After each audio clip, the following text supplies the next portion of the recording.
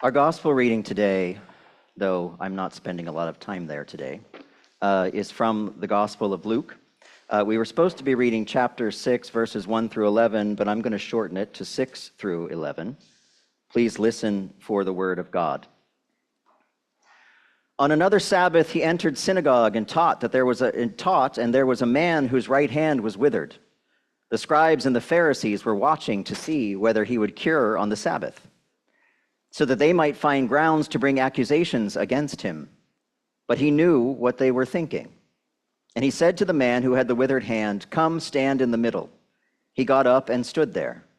And then Jesus said to them, "I ask you, is it lawful to do good or to do harm on the Sabbath, to save a life or to destroy it?" After looking around at all of them, he said to him, "Stretch out your hand." He did so, and his hand was restored. But they were filled with fury and began discussing with one another what they might do to Jesus. This is the word of the Lord.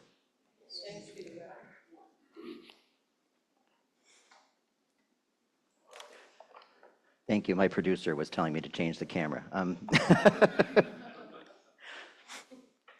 Look, folks, I'm supposed to be having a witty chat with you today about bad religion and good religion and all the fun ways we distinguish between the two, but I can't do that for you. I can't do that because I feel a heaviness. We feel a heaviness, a dark, creeping heaviness that smells like gunpowder and blood. I am supposed to be talking about healing on the Sabbath and how good faith heals first and worries about minutia later. But our nation is no longer in the business of healing, and our sickness has a body count. And this week, 2 little kids praying at their morning mass joined hundreds and thousands of others. Names to be added to a grim record, a report card of our failure as a nation and a people, a reflection of our collective sin, of a legacy of violence that blots out the hope of something better and the possibility of peace. And I am sorry, but today there is only one image of Jesus that fills my view. It is the Jesus who weeps, the lamenting Jesus, the Jesus who wept over a people that would not know peace, over the city that killed its prophets, a Jerusalem that simply refused peace, a Jerusalem that killed and corrupted and oppressed. And I can't help but ask myself again, I can't help but ask my nation again, I can't help but ask my church again, ask all the Christian performers who pretend to feel compassion while cashing the checks of gun lobbyists. I want to ask the politicians who can sound so deeply concerned while clasping their crosses and then vote to make guns more available, easier to get, and less regulated. The same caring when the cameras are on goes away when the press leaves. These people who speak so passionately about mental health and then vote to cut the funding that gives people access to that very mental health. I want to ask them a question. I want to ask them about why pretending to care about people only matters when there are dead bodies in front of you. I want to ask all Christians anywhere, how many tears would Jesus shed for the nation that kills its children? How much would Christ lament over the people who made violence easier, who didn't just reject peace, but shot it dead in our streets? There aren't rivers wide enough or oceans deep enough to contain the tears of heaven today. I know some folks out there in the world think that I have extreme views about this, and I know that they think that it's always too soon. It's always too soon to talk about it. It's never the right time. It's always too political. They get upset because this pastor talks about political issues that don't belong in the church. Shut up. Because I have some questions for you too. How many? How many kids does it take? How many lives does it take? How many schools does it take for us to see this as what it is? If you think that this problem is a political problem, you are a fool. This is the single greatest public health crisis that has ever faced the children of this nation. This is a moral failure of government, religion, and culture. So just tell me how many. Just tell me, and I will shut up until we hit the number. How many are you willing to sacrifice at the altar of the gods of violence? Is it 800? Because that's where we are right now. 800 children this year are dead.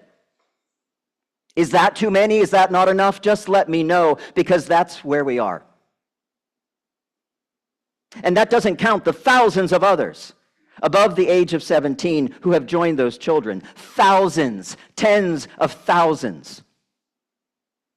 So if we waited, let me explain this to you, to my too soon friends. If we waited until the right time, if we waited until time between the shootings to talk about them, we'd never talk about them. There is no time. A tragedy occurs in this country every single day, sometimes twice a day. The school shooting that we've all talked about this week, there was a shooting the day before it in Minneapolis at another Catholic school. There was a shooting the day after it, randomly on the streets of Minneapolis the day after. When am I supposed to talk about this? When does it stop being political, and when does it start being a crisis? Somebody please tell me. There is no time. There is no time for the parents who are weeping today. There is no time for the people who are gone. There is no time.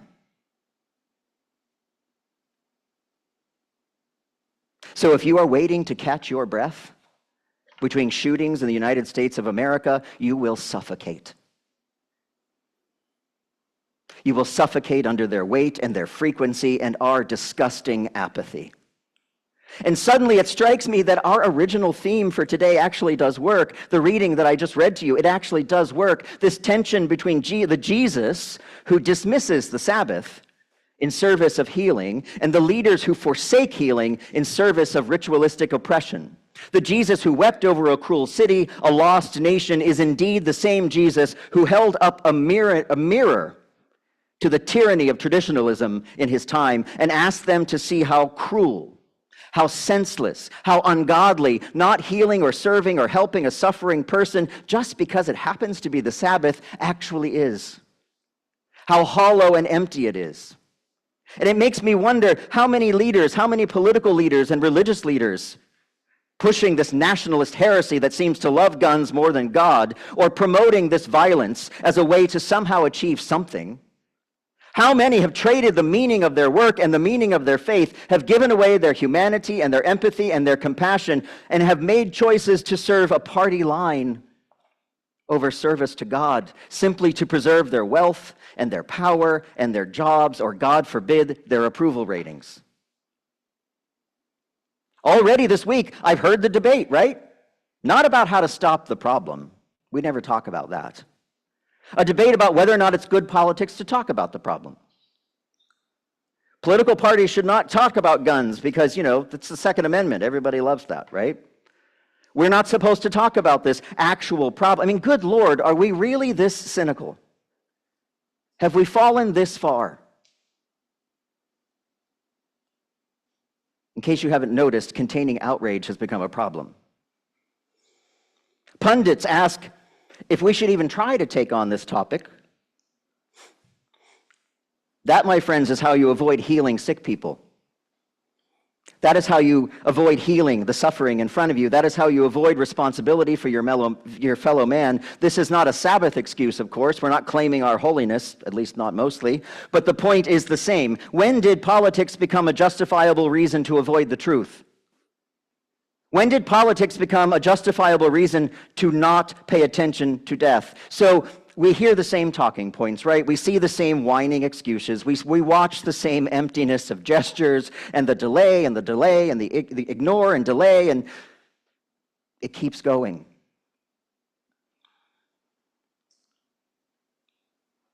So maybe we need to reframe this.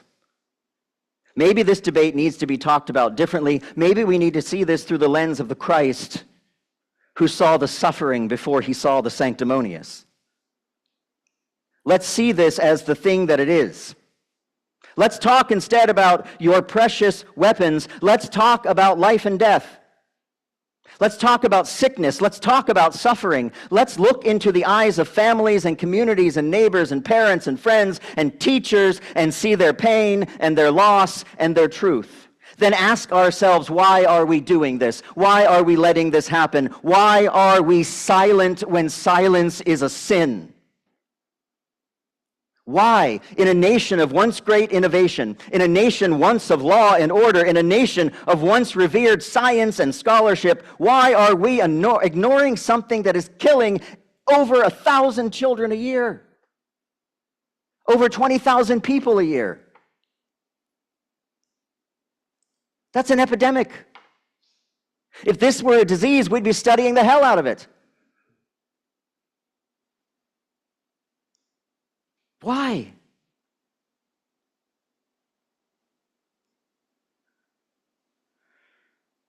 Because it's guns. That's why.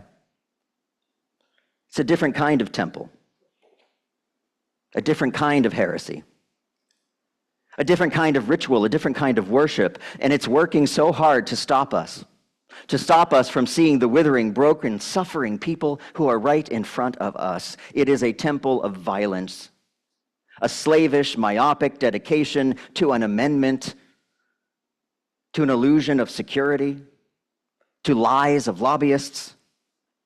This is not about owning guns, people. I don't care. I don't care. This is not about using guns. I don't care. I don't care if you own them. I don't care if you shoot them. That is not what this is about. This is about worshiping them. Worshiping a thing, a position, and a false identity while praying children are gunned down in front of us. Jesus asked them then, is it lawful to do good or to do harm on the Sabbath, to save a life or to destroy it? The temple leaders gave their answer, right? They thought honoring the Sabbath meant focusing on the stuff of faith, the mechanisms of faith, the words of faith, the liturgies, and all the stuff. Letting human beings suffer because they thought the stuff mattered more. And Jesus, in a single question, aimed at the core of our human morality and compassion, reminded them that the meaning of faith matters more than the stuff of faith. The work of faith matters more than the minutia of faith. The living out of faith matters more than your thoughts and your prayers. I'm sorry to say it, folks, but it's true. Stuff can't heal you. Steel cannot love you back. Only God, only humanity can do that for you. Naturally, when Jesus gave this reminder, right, that your stuff doesn't matter so much, that you're worshiping the wrong gods, naturally this reminder infuriated these people. Truth normally does that. None of us like it. And so they began to do what they do, right? They began to plot. And what were they plotting? They were plotting violence. In response to Jesus' charity and healing, they decided to kill him. This is not a new problem. They began the work of removing Jesus from the world because the message of Jesus was too transgressive, too hopeful, and gave too much power to people that shouldn't have it. They answered peace with violence because they wouldn't listen or change or look right in front of them. The city that would not know peace, the city that kills its prophets, was ready to do it all over again, rather than admit they were wrong, rather than admit that the stuff didn't matter as much as they wanted it to. Friends, we are facing the same Jesus now. The same question and the same choice. We are being asked by Christ, what do we do as a religious people? Is it better for us to heal or is it better for us to hurt? Is violence a Christian value? Is it okay to ignore the suffering of people to serve the comfort of your stuff.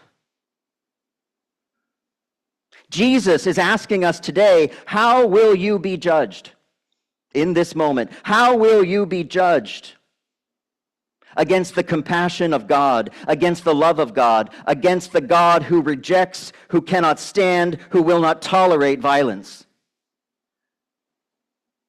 How will history judge us for this moment? If you're not worried about God, then at least be worried about history. At least be worried about the little kids who are going to grow up and ask you, where were you? What did you do?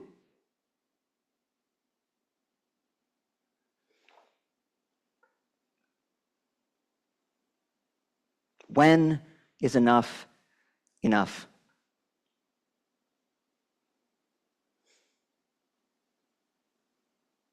Friends, I will no longer contain my anger. I don't want you to either. I will no longer contain my outrage over a problem that keeps happening over and over and over and over again. And as one small child wrote in their prayer, it just keeps happening. God, it just keeps happening. I don't know the answers, but I know the ones we're using aren't working. All I know is that I'm a minister. I serve a church. I serve a God for whom this is intolerable. I thought we believed in life. I thought we believed in liberty.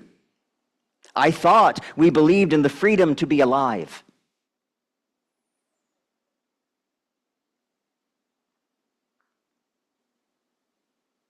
Jesus is asking us now the same question he asked then. Why? Why are these fake and false, empty and thoughtless and feelingless things so much more important to you than the withering person at your gate?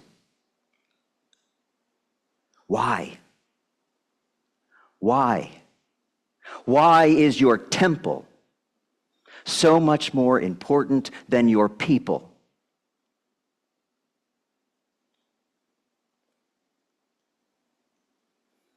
Our answer to Christ's question remains to be spoken. God help us. Lord, in your mercy. Amen.